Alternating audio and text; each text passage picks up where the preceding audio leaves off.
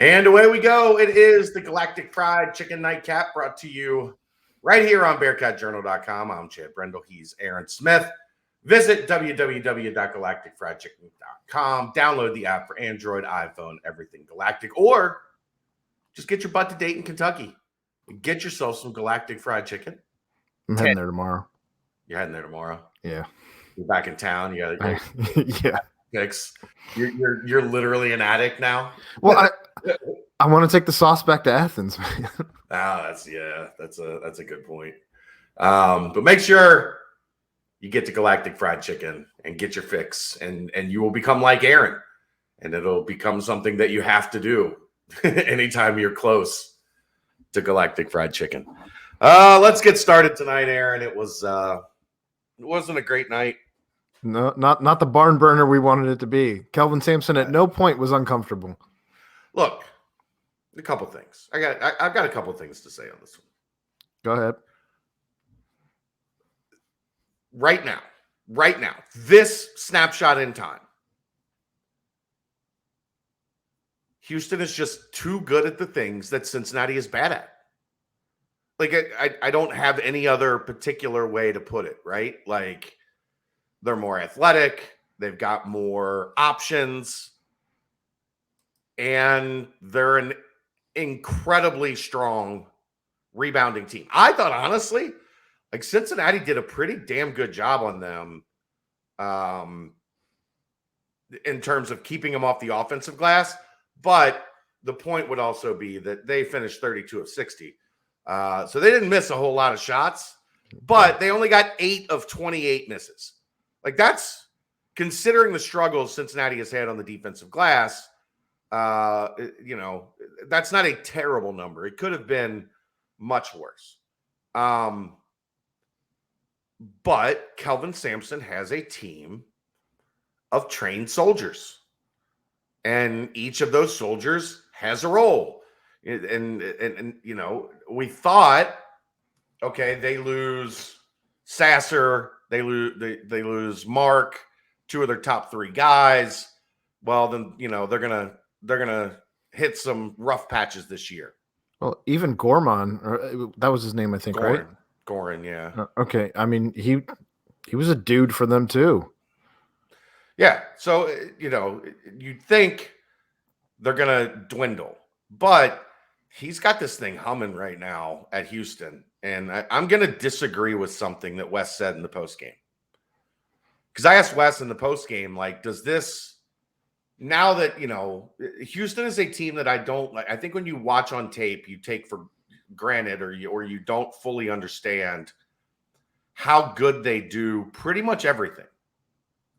I was thinking about this on the way home and thinking about how I was going to describe the difference, because Wes's response was, I've been around basketball for a long time. I've been head coach for, this is year 11. I played in the ACC, played for national championships. It wasn't anything new that I haven't experienced before. There's a lot of that's right. But I think what Sampson has going right now is different because it's a blend of both worlds, right? It's a blend of old school basketball, toughness, physicality, rebounding, getting on the floor, getting after you defensively, and new era, new wave, new age offensive basketball, spacing, movement, shot creation, skill, and they get you both ways. And tonight was a perfect example, Aaron, because they are now a team, and this is why they went to a Final Four, lost a significant portion of their team, lost even more of that significant portion of their team to injury, and they're still a top 5 team in the country, because pretty much every night, they can go out, shoot 53% from the floor, 38% from 3, and hold you to 34% from the floor and 20% from 3. And they'll out-rebound you 38 to 26. and they'll beat you on second chance points, and they'll beat you 38-18 on points in the paint. And, they'll just do so many things well that it's really difficult to get any traction when you're trying to beat them. And look, this was over on the opening tip, right? It got ugly quick, yeah. No, I mean literally opening tip, dunk, 2 seconds into the game. Uh-oh. And next thing you know, it's 20-3. I know. So they didn't give them much of a chance from the start. They got jumped. But I think, and I've seen it across this league, I've seen it multiple times. I've seen it here multiple times. Getting your first look at what they are doing at Houston live is a shock to the system. And Cincinnati got their system shocked the first 5 minutes of the game. I mean, I hate to be the guy who's blame the referee guy, and in no way, shape, or form do I want to be blame the referee guy for this game, because it was apparent from the tip that Cincinnati just simply didn't have the talent to keep up with Houston, period. That said, there were some horrendous calls and no calls in that first 5 minutes that were so deflating. Yeah, but that's playing Houston. It's a home team. Like, it doesn't matter. That's playing Houston. They force officials into tough situations because they foul every play. Like they're so aggressive that you have to adjust. You have to be ready for it. Well, and this team is coming. This team's not physical enough to keep up with anybody in that regard. I think we know that. Like, they can foul with the best of them, don't get me wrong, but they're not a physical team, if that makes sense.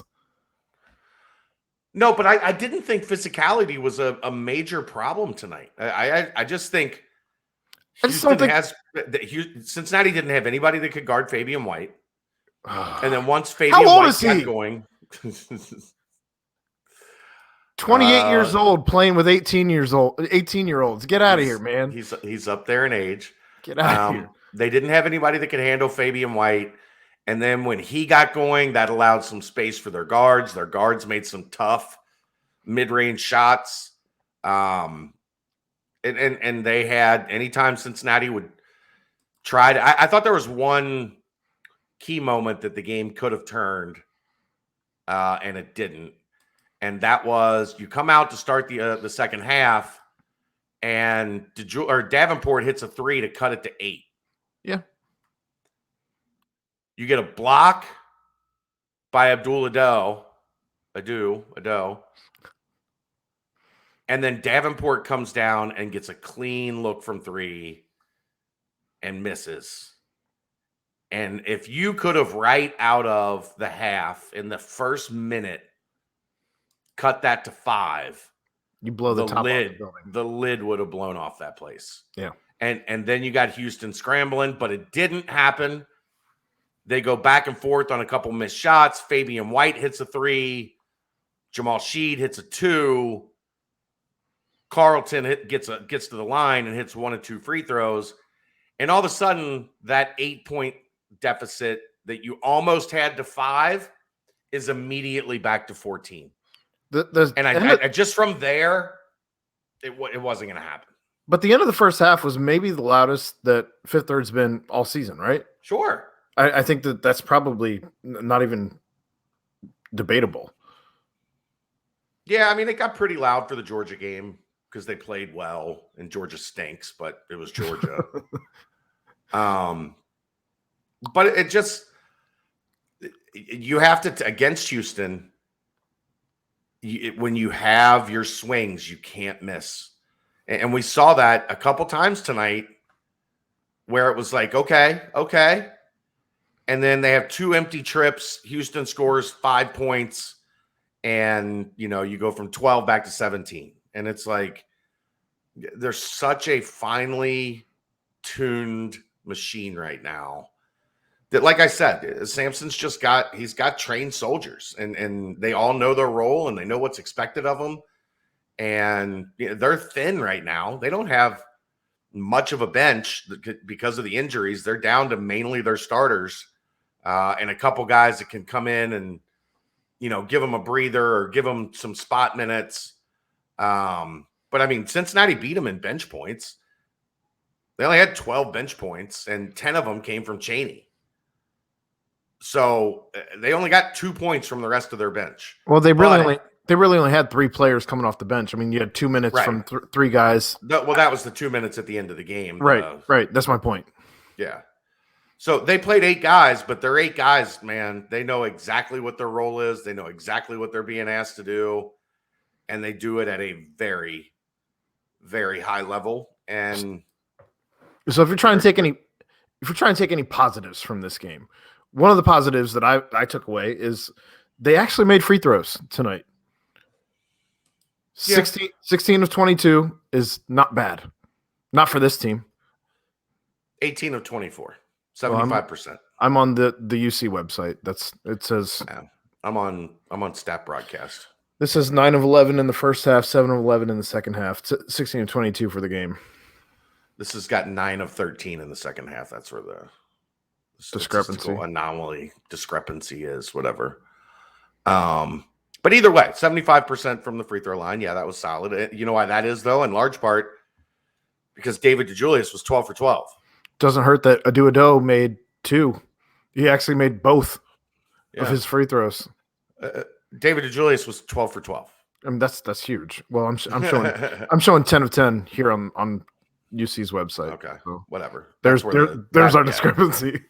How many points does it say he finished with? 23. I got 25. See, it says 23 here.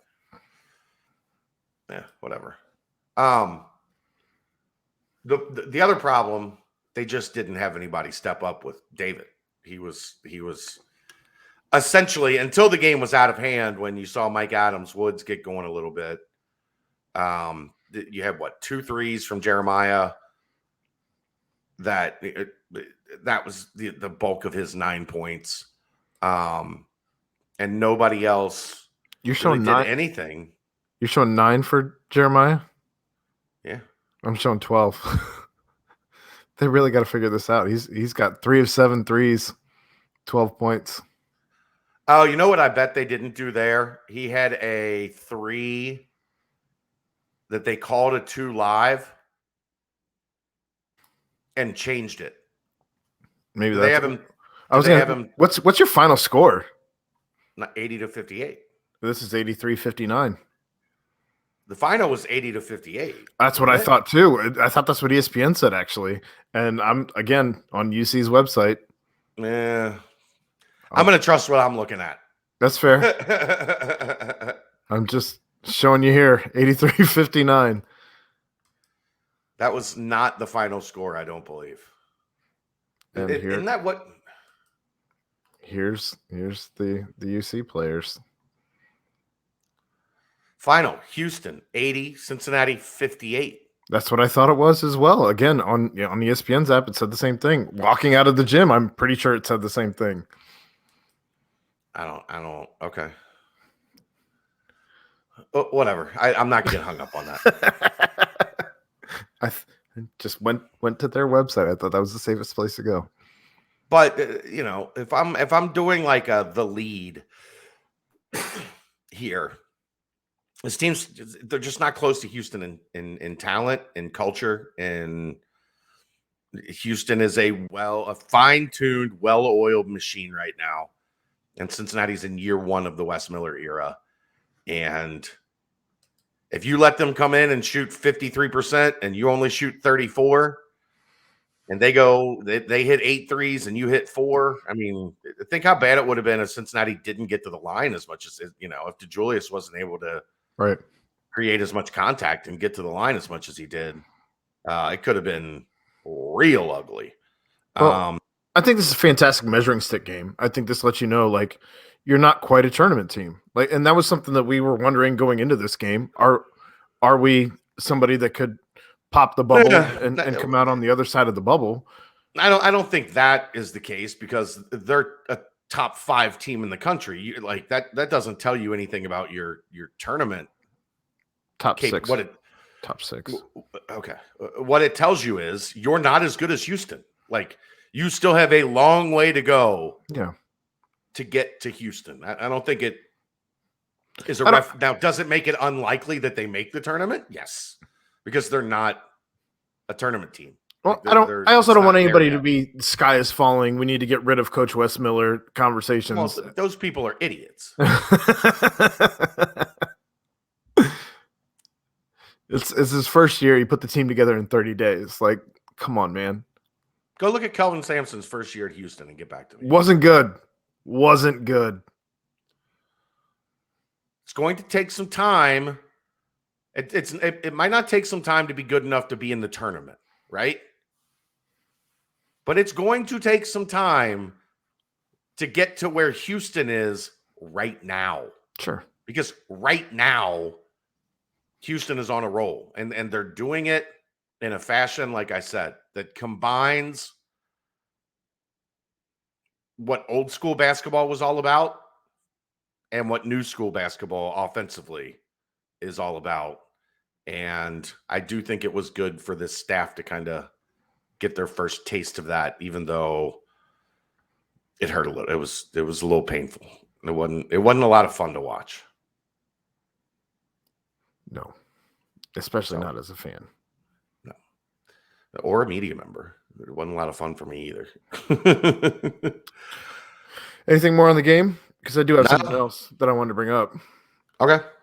Do you think it was a good idea for the staff to bring in Isaiah Collier against this team? Sure. The kid is busy. The kid has a basketball schedule. He's probably getting ready to go into the state tournament in Georgia. I don't know when their state tournament. I know a lot of high school basketball regular seasons are dwindling down. Sure. He's going to be very busy over the next couple of weeks and towards the end of the season. The kid has won a state championship twice in a row. So the reality is he's going to be playing basketball for a while, and you don't know when you're going to be able to get him back in town. Then do you try to hope you can get him in before spring AAU starts? They agreed to come. There's also going to be other teams involved. Yeah. There's 2 other teams that I am worried about. That the outcome of this game had zero impact on the reason why I'm worried about those teams. Alabama and Auburn. I'll just leave it at that. Fair enough. They're going to have to overcome what they were going to have to overcome with Alabama and Auburn if they beat Houston by 40 tonight. They do know that Auburn's coach goes to football games shirtless, right? I'm not going to get into it, but there's a reason Alabama and Auburn have been recruiting at the level that they have been recruiting since they hired their new coaches. I'll just leave it at that. Those 2 schools concern me, and it's not because Cincinnati got curb stomped by Houston. If that makes sense to you. Isn't it called like heavy recruiting? Isn't that what we call it? Strong ass offer recruiting. But it's like, look, man, it's not legal. It's not illegal anymore. Like, it's all here's the thing with Collier. He's a really smart kid. He's going to do what he feels like is best for him. If there's anything I worry about, no, I don't talk to kids generally on their visits. They're not here to talk to me. Like, if I get, if a kid's alone and just standing there, I'll say hi or whatever. But that's their visit, their time. Okay. And so the one thing that would worry me a touch, really good players like playing with a lot of other really good players. Like the ones that have a head on their shoulders. They know you're going to win. The more you win more with more really good players. It will be interesting to see their assessment of the players on UC's roster and what the staff is going to be able to tell them and saying, hey, you're a junior. Like, you wouldn't be here until 2023. This roster is going to look substantially different now than it's going to be when you get here. So that's on the coaching staff. Like, that's what they got to sell. So From everything I heard, the visit has been going great. Good. He did get to see that run at the end of the first half where the arena was loud and everything was popping. So, you hope that leaves a good impression. But we'll see. I mean, this was, and the other thing is if he wants to drag this out, and I don't know what exactly his timeline is, I'm guessing spring, summer is usually when a lot of these kids from 2023 will start coming off the board. You get junior and senior visits now. So just because he visited now doesn't mean he can't visit again once the senior year starts. I didn't know that. That's very interesting. Yeah, you used to only get 5. You used to just get your 5 senior visits. Now you get 5 junior and 5 senior. Does that go for football and basketball? I think it's a basketball thing. Okay. I don't know. I know it's for basketball. I don't. It's still interesting all the same. Yeah. You would think if it happened for football, that juniors would be taking their official visits now for junior days, and we don't see that with football. So I don't think it's a football thing. I think it's only a basketball thing. Did you want to talk about the highlight of the game? Sure. The Bearcat coming out with the pizzas for both student sections. Oh, yeah. And then just flopping it all over the court. First, he dropped the whole first pizza all over the court because I guess the tape wasn't taped up on the pizza box very well. So it just drops all over the court. So they're busy cleaning that up. So then he goes and he does the thing where he's like, this side, no, this side, no, this side. Okay, we're going with this side. And then he does this weird thing where he's like, and the kids or whatever, and then he turns around and tries to throw it over his head backwards, and the tape on that pizza also breaks, almost throwing pizza all over the Bearcats huddle as they were in timeout, which again left pizza all over the court. I think that was the funniest thing I've ever seen Bearcat do. Getting arrested for the snowball fight was I wasn't there. Yeah, that was a pretty good one. All right, we gone way too long. Let's go right here. Yep, that's the end of it. It was not a fun night in Fifth Third Arena. 80-58, Houston wins. Bearcats back at it on Wednesday. Let's see how they bounce back. Let's see what the bad taste in their mouth looks like. He's Aaron Smith. I'm Chad Brendel. This is the Nightcap right here on Galactic Fried Chicken. Wait, what? This is the Nightcap right here on BearcatJournal.com, brought to you by Galactic Fried Chicken. Something like that. I'm tired. See ya.